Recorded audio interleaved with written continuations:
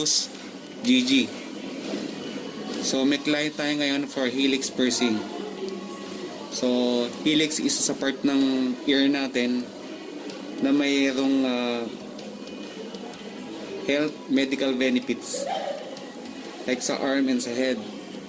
So nagmamanage din siya ng depression. So yun yung Helix piercing. For Helix, gagamit tayo ng dalawang tools lang. So Curve forceps, then scissor.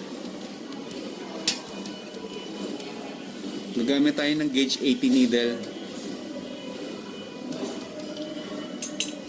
Then ito na yung naka-prepare nating hikaw for Helix. Gagamit tayo ng stud na curve, standard size. So mas mahaba siya ng konti compare sa normal na stud na straight, kasi mas maganda itong ikabit sa Helix kasi hindi siya masusuppress.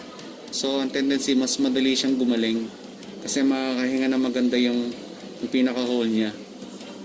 So mas advisable yung medyo mahaba ng konti. Then gamit tayo ng marker, petroleum, betadine for disinfection, then cotton buds, saline solution, then alcohol, panlinis natin. So handa na ba kayo para matuto for Helix piercing? Tara na't manood.